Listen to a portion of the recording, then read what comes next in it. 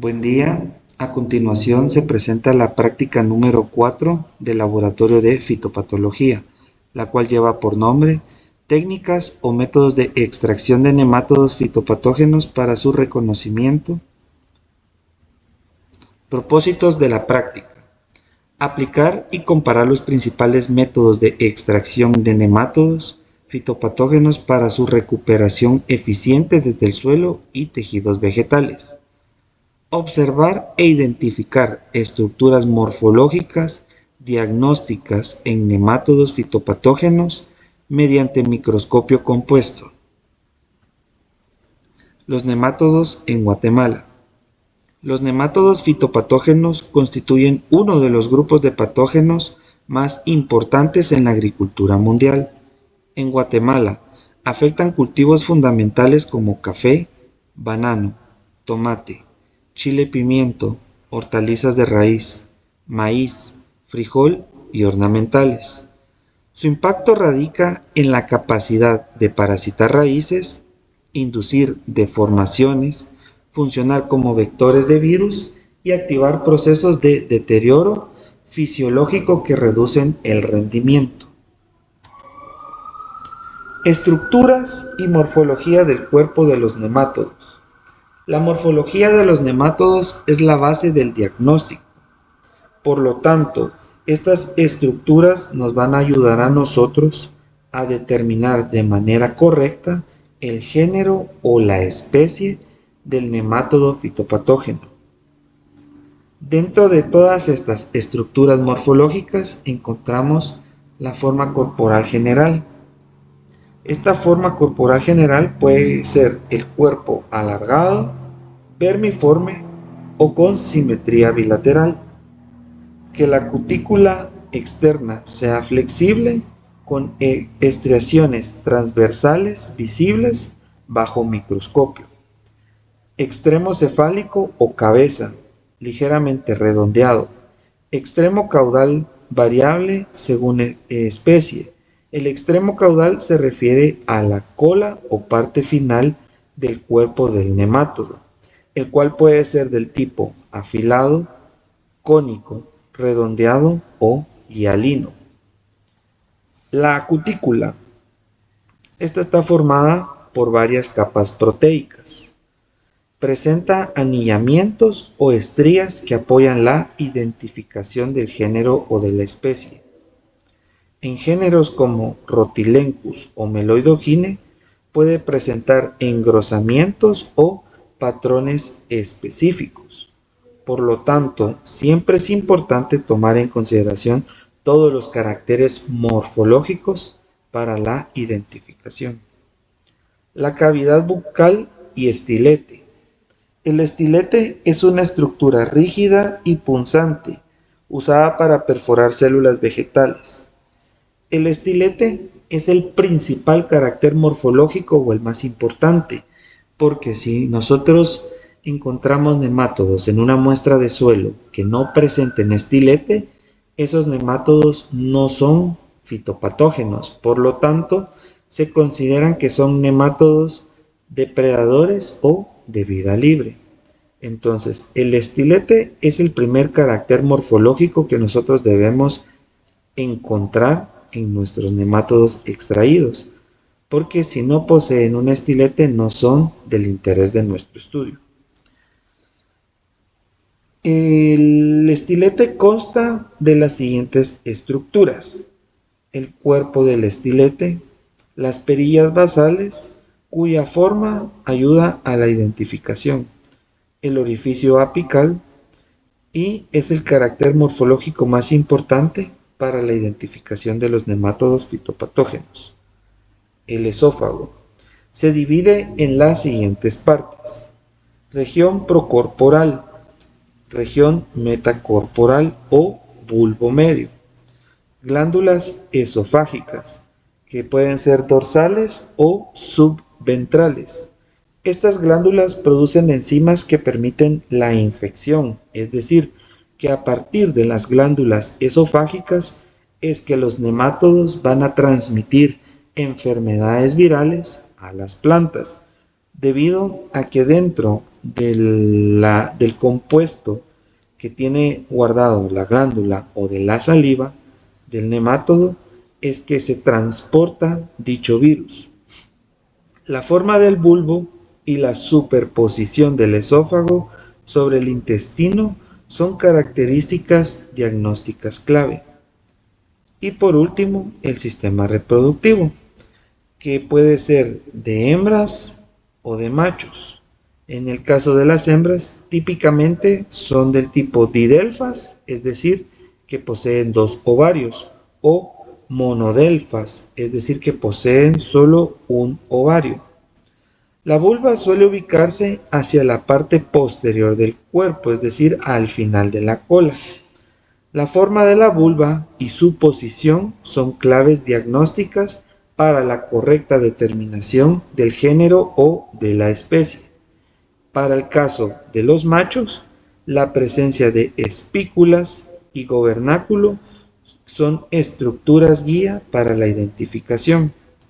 La cola es muy variable y morfológicamente útil para la taxonomía. Por lo tanto, la cola puede ser del tipo cónica, afilada, hialina, redondeada o con hendiduras ventrales.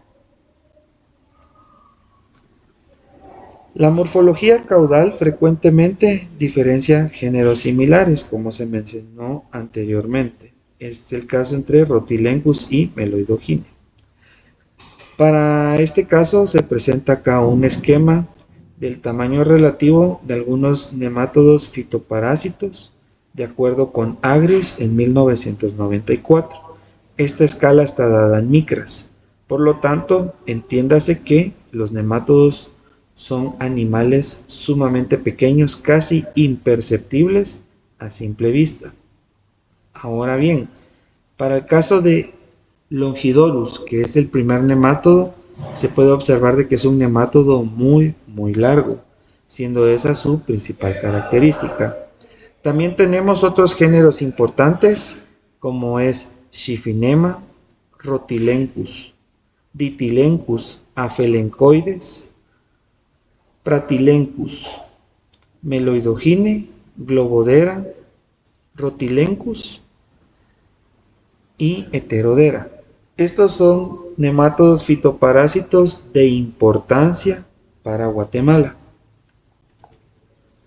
De acuerdo con las variaciones en la cápsula bucal, cápsula cefálica o cabeza o cuerpo del estilete, se pueden determinar diferentes géneros o incluso especies.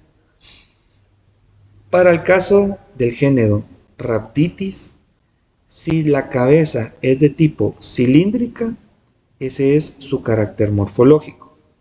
Para Rhotilencus, debe poseer un estomatoestilete, es decir, un estilete de este tipo. Y para Dorylaemus o Dorylaema, también si este posee un odontoestilete, ese es el carácter principal de dicho género. Por lo tanto, el estilete y la forma de la cabeza también son fundamentales para la correcta identificación del género o de la especie. En este esquema nos presentan aparatos reproductivos de Pratylencus penetrans, siendo el que se encuentra al lado derecho la hembra y al lado izquierdo el macho. Como se puede observar, la genitalia o aparato reproductor son muy complejas.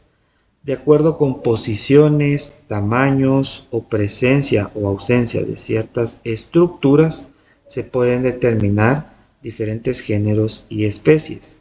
Por eso, la cabeza y la cola se podría decir de que son las regiones morfológicas más importantes para la correcta identificación de los géneros o especies de los nemátodos. Técnicas y métodos de extracción de nemátodos fitopatógenos. Las técnicas y métodos que se van a realizar dependen del género, la especie o las condiciones que se tengan. Dentro de los métodos y técnicas se puede mencionar el método de Berman o embudo de Berman, método de elutriación o tamizado, centrifugación en solución de azúcar, que es la técnica de Jenkins modificada, el método Hussey y Barker, que es la extracción para las raíces, y la extracción manual mediante la disección del material vegetal en gestión. El primer método es el método de Berman o embudo de Berman. Los nemátodos activos se movilizan del suelo al agua por gravedad y la movilidad innata. Ese es el principio del cual se aprovecha este método. Por lo tanto, ¿cómo es que se lleva a cabo? Se debe colocar una muestra de suelo en un recipiente o en un beaker. Entonces, a esta muestra de suelo se le va a colocar al recipiente una tela fina tapándola, haciendo acción de tamiz, y se va a fijar con una banda elástica en el extremo de nuestro beaker, matraz o vaso de precipitados. Este recipiente se debe colocar al revés en el embudo. El embudo debe poseer un nivel de agua lo suficiente para que los nemátodos puedan comenzar a caer. La malla de alambre funciona como el tamiz o la tela fina, y los nemátodos se van a ir desplazando desde la muestra de suelo hacia la manguera que está conectada al embudo, pero dicha manguera tiene que estar sujeta al final para que los nemátodos no se laven por completo. Los nemátodos desplazados al fondo del tubo del embudo, eso es el producto final que nosotros estamos buscando. Y después de un periodo de 24 a 48 horas, la mayoría de los nemátodos se recogen en un plato poco profundo, con 5 a 8 mililitros de agua. Es decir, que esta extracción se puede realizar en una caja Petri que tenga el tamaño adecuado. El siguiente método, que es el método de elutriación y tamizado.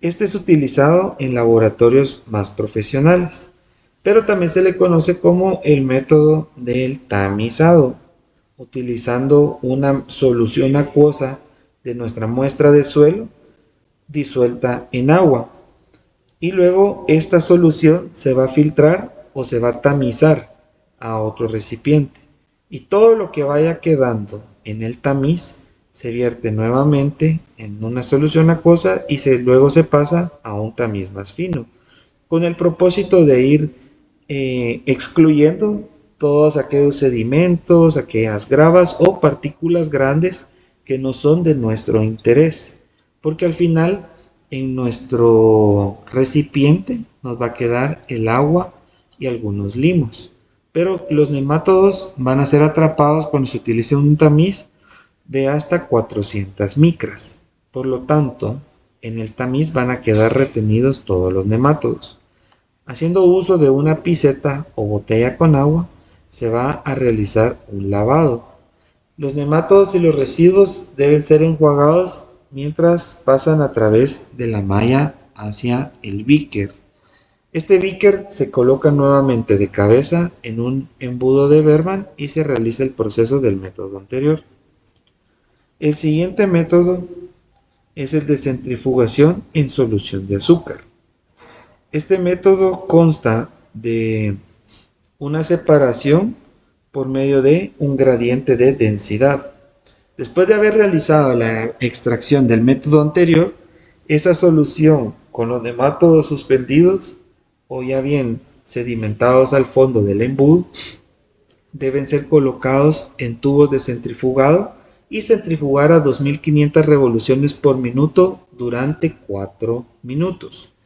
Después de haber realizado la centrifugación, nos va a quedar en el tubo de centrifugado un supernadante que debemos desechar y los nemátodos y algunos residuos al final del tubo de centrifugado. Luego este tubo debe ser llenado a la mitad de su capacidad con una solución de sucrosa o de sacarosa que esté del 40 al 45%, con el propósito de que los nemátodos después se van a quedar suspendidos en dicha solución por un diferente gradiente de densidad. Este tubo debe ser tapado y agitarlo hasta que se suspenda todo el material que estaba compactado al fondo después de la primera centrifugación. Luego se realiza una segunda centrifugación llenando los tubos con la solución azucarada y debe centrifugarse a 3000 revoluciones por minuto en un periodo de 30 segundos hasta 2 minutos. Los nemátodos permanecen en la suspensión, por lo tanto ellos flotan gracias a que el medio acuoso es más denso. Luego se tiene que descartar todo el supernadante a través de una malla fina y los nemátodos van quedando en el tamiz. Luego se tiene que enjuagar con una piseta o con una botella con agua los nemátodos de una forma suave para remover la solución azucarada. Y por último se realiza un lavado para extraer todos esos nemátodos a una caja Petri o un recipiente que sea adecuado. El siguiente método, que es el método de Hussey y Barker, que es la extracción para las raíces, consta de macerar o triturar toda la muestra de la raíz y verterla dentro de un recipiente de vidrio al cual se le va a agregar una solución de hipoclorito de sodio y luego se tiene que agitar hasta homogenizar bien la solución.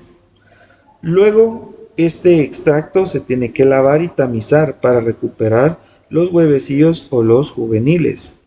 Este método se recomienda para hacer extracciones de meloidogine. Y el último método es el de la extracción manual mediante la disección.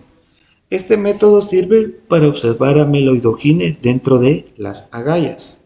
Consiste en abrir agallas con gilet, navaja o agujas de disección para poder posteriormente observar a las hembras y a las masas de huevecillos, es decir, de que en cada una de estas estructuras se encuentran los nemátodos y siempre es bueno cortar esas raíces y hacer las extracciones para obtener material necesario para posibles casos de identificación de otras especies de nemátodos. Este método también se puede realizar utilizando hojas con agallas provocadas por nemátodos aéreos, utilizando siempre el mismo principio. Eso es todo por la práctica 4. Muchas gracias por su atención.